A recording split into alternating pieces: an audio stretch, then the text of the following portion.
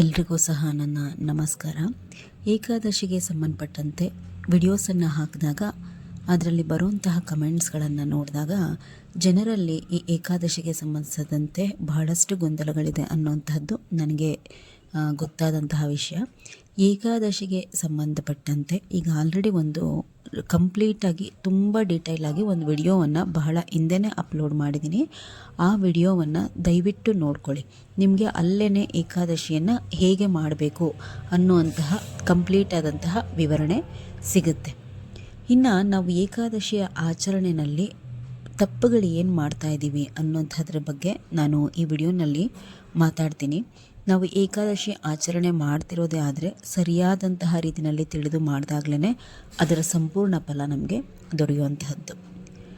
ಏಕಾದಶಿ ಆಚರಣೆ ಅಂದರೆ ಮೊದಲು ತಿಳ್ಕೊಳ್ಳಿ, ಅದು ಕೇವಲ ಒಂದು ದಿನದ ಆಚರಣೆ ಅಲ್ಲ. ಅಂದರೆ ಏಕಾದಶಿ ಯಾವತ್ತು ಬಂದಿರುತ್ತೆ ಅದೊಂದೇ ದಿನ ಮಾಡಿದ ತಕ್ಷಣ ನಮಗೆ ಸಂಪೂರ್ಣವಾದಂತಹ ಫಲ ಪ್ರಾಪ್ತಿಯಾಗೋದಿಲ್ಲ. ಏಕಾದಶಿ ಅಂತಂದರೆ 3 ದಿನದ ಆಚರಣೆ ಬರುತ್ತೆ. ಏಕಾದಶಿ, ಅದರ ಮಾರನೇ ದಿನ ದ್ವಾದಶಿ, ಏಕಾದಶಿಯ ಹಿಂದಿನ ದಿನ ದಶಮಿ ಅಂತೇಳಿ ಕರೀತಾರೆ. ಈ 3 ದಿನವನ್ನು ಸೇರಿ ನಾವು ಸರಿಯಾದಂತಹ ರೀತಿಯಲ್ಲಿ ಆಚರಣೆ ಮಾಡಿ ಪರಿಸಮಾಪ್ತಿ ಮಾಡಿದಾಗಲೇ ಏಕಾದಶಿಯ ಪರಿಪೂರ್ಣವಾದಂತಹ ಫಲ ನಮಗೆ ದೊರೆಯುವಂಥದ್ದು. ಯಾವ ರೀತಿ ನಾವು ಆಚರಣೆ ಮಾಡುವಂಥದ್ದು ಅಂತಂದರೆ, ಏಕಾದಶಿಯ ಹಿಂದಿನ ದಿನದ ರಾತ್ರಿ ಅನ್ನವನ್ನು ನೀವು ಊಟ ಮಾಡಬಾರ್ದು. ಅಂದರೆ ನಿಮ್ಮ ವ್ರತ ಏಕಾದಶಿಯ ಹಿಂದಿನ ದಿನದ ಸಂಜೆಯಿಂದಲೇ ಪ್ರಾರಂಭ ಆಗುತ್ತೆ. ಆವತ್ತಿನ ದಿನ ಏನನ್ನು ನೀವು ಊಟ ಮಾಡಬೇಕು?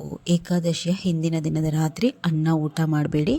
ಆದಷ್ಟು ಸಿಹಿ ಅವಲಕ್ಕಿ ಅಥವಾ ಬೆಲ್ಲ ಮತ್ತು ರವೆಯನ್ನು ಬಳಸಿ ಮಾಡಿದಂತಹ ಖಾದ್ಯವನ್ನು ನೀವು ಊಟ ಮಾಡ್ಕೋಬೋದು. ಚಾಪೆ ಮೇಲೆ ಮಲ್ಕೊಳ್ಳಿ. ಅಂದಿನ ದಿನದಿಂದ ನಿಮ್ಮ ವ್ರತ ಪ್ರಾರಂಭ ಆಗುತ್ತೆ. ಅದನ್ನು ನೀವು ಅಂದಿನ ದಿನ ಸಂಜೆ ಸ್ನಾನ ಮಾಡಿಕೊಂಡು ರಾಯರ ಬಳಿ 2 ದೀಪವನ್ನು ಹಚ್ಚಿ ಈ ರೀತಿ ಸಂಕಲ್ಪ ಮಾಡ್ಕೋಬೇಕು, ಇಂದಿನ ದಿನದಿಂದಲೇ ನಾನು ಏಕಾದಶಿಯ ವ್ರತವನ್ನು ಆಚರಣೆ ಮಾಡ್ತಾ ಇದ್ದೀನಿ ಅಂತಂದು. ನಾವು ಯಾವುದನ್ನು ದೇವರಲ್ಲಿ ಹೇಳ್ಕೊಳ್ಳಲಿಲ್ಲ, ನಾವು ಮಾಡ್ತಿರೋದನ್ನು ಅಂತಂದಾಗ ಅದರ ಸಂಪೂರ್ಣವಾದಂತಹ ಫಲ ನಮಗೆ ದೊರೆಯೋದಿಲ್ಲ. ಹೇಗೆ ಗೊತ್ತಾಗಬೇಕು ದೇವರಿಗೆ ನಾವು ವ್ರತ ಹಿಡಿದಿದ್ದೀವಿ ಅಂತಂದು? ಅವ್ರ ಮುಂದೆ ಕೂತು ಒಂದು ದೀಪ ಹಚ್ಚಿ ನಾವು ಹೇಳ್ಕೊಂಡಾಗಲೇ ತಾನೇ ಅವರ ಗಮನಕ್ಕೂ ಅದು ಬರುವಂಥದ್ದು. ಹೀಗಾಗಿ ದಶಮಿಯ ಅಂದರೆ ರಾತ್ರಿ ಏನು ನೀವು ವ್ರತ ಅಂತ ಹೇಳಿ ಹಿಡಿತೀರಲ್ವ, ಅದನ್ನು ಅಂದಿನ ದಿನ ಸಂಜೆನೇ ರಾಯರ ಹತ್ರ 2 ದೀಪ ಹಚ್ಕೊಂಡು ನಿವೇದನೆ ಮಾಡ್ಕೋಬೇಕು. ಇನ್ನು ಏಕಾದಶಿಯ ದಿನದ ಆಚರಣೆ ಮಾಡುವಂಥವರು ಅಂದು ಮೊದಲು ರಾಯರಿಗೆ ಏಕಾದಶಿಯ ಪೂಜೆಯನ್ನು ಸಲ್ಲಿಸಬೇಕು. ಅದರ ವಿವರಣೆಯನ್ನು ವಿಡಿಯೋಸಲ್ಲಿ ಚೆಕ್ ಮಾಡ್ಕೊಳ್ಳಿ, ಹಿಂದೆ ನಿಮಗೆ ಗೊತ್ತಾಗುತ್ತೆ.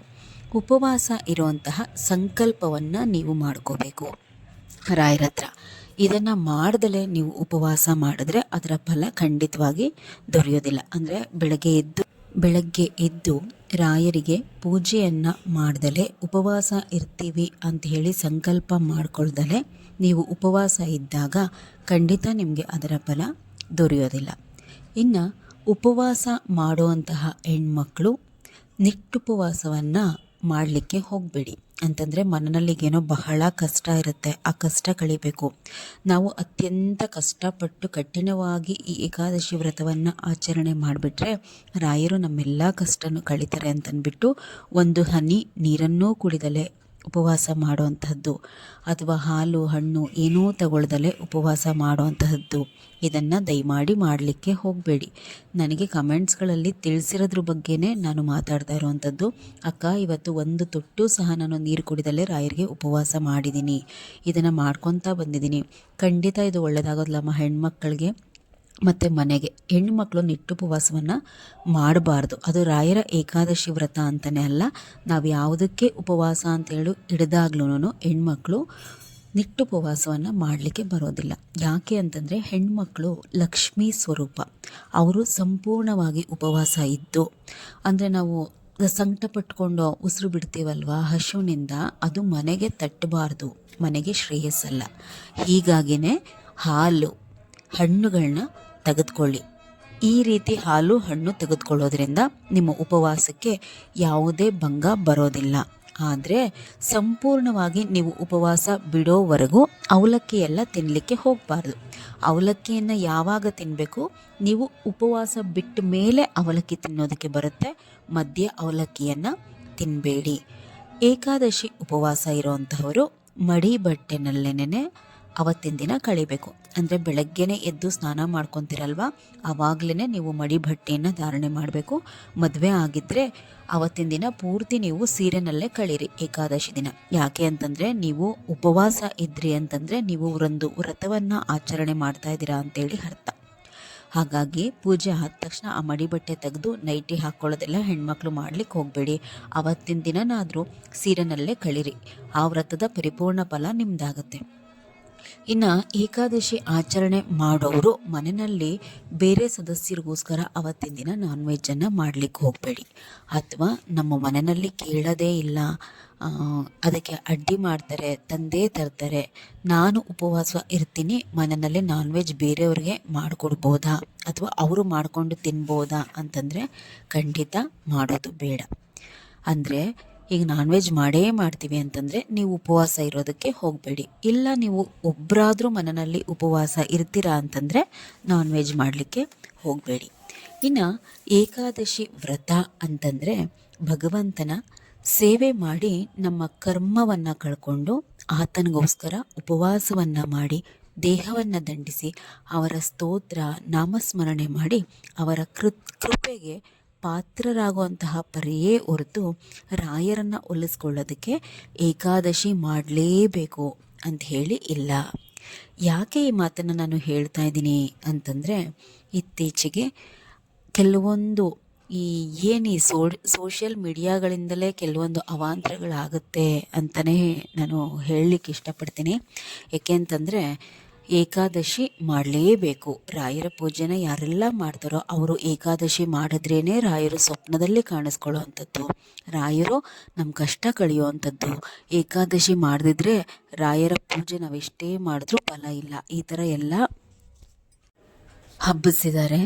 ಅದು ಯಾರಿಗೆ ಅಂತಂದರೆ ಸಂಪೂರ್ಣವಾಗಿ ಶಕ್ತಿ ಇದ್ದು ಉಪವಾಸ ಮಾಡಲಿಕ್ಕೆ ಆಗುವಂಥವರು ಈ ವ್ರತವನ್ನು ಹಿಡಿದಾಗ ರಾಯರು ಖಂಡಿತ ತೃಪ್ತಿ ಆಗ್ತಾರೆ, ಪ್ರೀತಿಯಿಂದ ಆಶೀರ್ವಾದ ಮಾಡ್ತಾರೆ.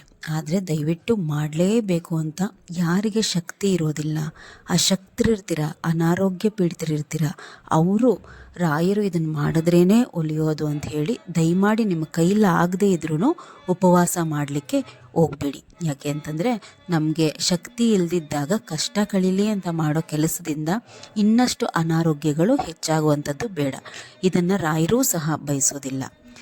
ಇನ್ನು ಅಂಥವ್ರು ಯಾವ ರೀತಿ ಏಕಾದಶಿ ದಿನ ಪೂಜೆ ಮಾಡ್ಕೋಬೋದು?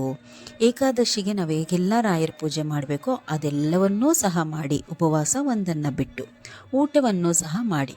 ಆದರೆ ಅಂದಿನ ಊಟದಲ್ಲಿ ನಾನು ಹೇಳ್ತಾ ಇರೋದು ಇದು ಅಶಕ್ತರಿಗೆ ಮಾತ್ರ, ಅನಾರೋಗ್ಯದಿಂದ ಬಳಲ್ತಾ ಇರೋರಿಗೆ ಮಾತ್ರ. ಆವತ್ತಿನ ಊಟದಲ್ಲಿ ಈರುಳ್ಳಿ, ಬೆಳ್ಳುಳ್ಳಿ ಮತ್ತು ಹಸಿ ಮೆಣಸಿನಕಾಯಿಯನ್ನು ಬಳಸಬೇಡಿ ಏಕಾದಶಿಯ ದಿನ ಪೂರ್ತಿ. ಇದೂ ಸಹ ಒಂದು ವ್ರತವನ್ನು ಪರಿಪಾಲಿಸಿದ ಹಾಗೆ ಆಗುತ್ತೆ. ನಿಮ್ಮ ಮನಸ್ಸಿನ ಸಮಾಧಾನಕ್ಕೆ ಇದನ್ನು ಮಾಡ್ಕೊಳ್ಳಿ, ಸಾಕಾಗತ್ತೆ. ಇನ್ನು ಇಷ್ಟನ್ನು ಏಕಾದಶಿಯ ದಿನ ಪರಿಪಾಲಿಸಿದಂಥವರು ದ್ವಾದಶಿಯ ದಿನ ಅಡುಗೆನಲ್ಲಿಯೂ ಸಹ ಇದು ಎಲ್ಲರಿಗೂ ಅನ್ವಯಿಸುವಂಥದ್ದು. ಏಕಾದಶಿಯ ದಿನ ಯಾರೆಲ್ಲ ಉಪವಾಸ ಮಾಡಿರ್ತೀರ ದ್ವಾದಶಿಯ ದಿನವೂ ಸಹ ಆದಷ್ಟು ಈರುಳ್ಳಿ ಬೆಳ್ಳುಳ್ಳಿ ಬಳಸ್ದಲೇ ಅಡುಗೆಯನ್ನು ಮಾಡಿಕೊಂಡು ಊಟ ಮಾಡಿದ್ರೆ ವ್ರತದ ಪರಿಪೂರ್ಣ ಫಲ ನಿಮ್ಮದಾಗುತ್ತೆ. ಇಲ್ಲ ನಮಗೆ ಇದನ್ನು ಪರಿಪಾಲನೆ ಮಾಡೋದಕ್ಕೆ ಕಷ್ಟ ಆಗುತ್ತೆ ಅನ್ನುವಂಥವರು ನಿಮಗೇನು ಬೇಕೋ ಅಡುಗೆಯನ್ನು ಮಾಡಿಕೊಂಡು ಊಟ ಮಾಡಿ. ಇನ್ನು ಏಕಾದಶಿಯ ಪೂರ್ಣ ಉಪವಾಸ ಅಂತಂದರೆ ರಾತ್ರಿಯ 8 ಗಂಟೆ ತನಕ ಇರೋದನ್ನೇ ನಾವು ಉಪವಾಸ ಅಂತ ಹೇಳಿ ಕರೆಯುವಂಥದ್ದು. 8 ಗಂಟೆ ತನಕ ಇದ್ದ ಮೇಲೆ ಅವತ್ತು ಏನು ಮಾಡಬೇಕು? ಫಸ್ಟು ಉಪವಾಸ ಬಿಡೋದಕ್ಕಿಂತ ಮುಂಚೆ ರಾಯರ ಮುಂದೆ ಒಂದು ಲೋಟ ನೀರಿಟ್ಟು ಅದರಲ್ಲಿ ಒಂದು ಎಲೆ ತುಳಸಿ ಹಾಕಿ ರಾಯರಿಗೆ ಊದುಬತ್ತಿಯನ್ನು ಬೆಳಗಿ ಉಪವಾಸ ಬಿಡ್ತಿದ್ದೀವಿ ಅಂತ ಹೇಳಿದ್ದಾದ್ಮೇಲೆ ಆ ನೀರನ್ನು ಸೇವನೆ ಮಾಡಿದ್ದಾದ ಮೇಲೇ ನೀವು ಏನಿರುತ್ತೆ ಸಿಹಿ ಅವಲಕ್ಕಿಯನ್ನು ಮತ್ತೊಂದನ್ನು ಏಕಾದಶಿಯ ದಿನ ತಿನ್ನಬಹುದು. ನಾನು ಇನ್ನೊಂದು ನಿಮಗೆ ಹೇಳಿಕೊಟ್ಟಿದ್ದೆ ಏನಂತಂದರೆ ಶಕ್ತಿ ಇಲ್ದಿರೋರು 12 ಗಂಟೆಗೆ ಮತ್ತು 4 ಗಂಟೆಗೆ ಉಪವಾಸವನ್ನು ಬಿಡಬಹುದು. ಆವಾಗಲೂ ಸಹ ಇದೇ ನಾವು ಫಾಲೋ ಮಾಡಬೇಕು. ಮೊದಲು ನೀರನ್ನು ಕುಡಿದು ತುಳಸಿ ನೀರನ್ನು, ಆಮೇಲೆ ನಾವೇನಿರುತ್ತೆ ಅದನ್ನು ಊಟ ಮಾಡ್ಕೊಬೋದಾಗಿರುತ್ತೆ. ಇದನ್ನು ಹೇಳ್ಕೊಟ್ಟಿರೋಂಥದ್ದು ಸಂಪೂರ್ಣವಾಗಿ ಏಕಾದಶಿಯ ದಿನ ಉಪವಾಸ ಇರೋದಕ್ಕೆ ಸಾಧ್ಯ ಇಲ್ಲ ಅನ್ನೋಂಥವ್ರು ಮಾತ್ರ ಇದನ್ನು ಫಾಲೋ ಮಾಡಿ. ಆಗುತ್ತೆ ಅನ್ನೋಂಥವ್ರು ಸಂಪೂರ್ಣವಾಗಿ 8 ಗಂಟೆಯ ತನಕ ಇದ್ರೇ ನಿಮಗೆ ಪರಿಪೂರ್ಣ ಫಲ ದೊರೆಯೋದು. 12 ಗಂಟೆಗೆ 4 ಗಂಟೆಗೆ ಉಪವಾಸ ಬಿಟ್ಟಾಗ ಏಕಾದಶಿಯ ಪರಿಪೂರ್ಣವಾದಂತಹ ಫಲ ನಿಮಗೆ ಸಿಗೋದಿಲ್ಲ.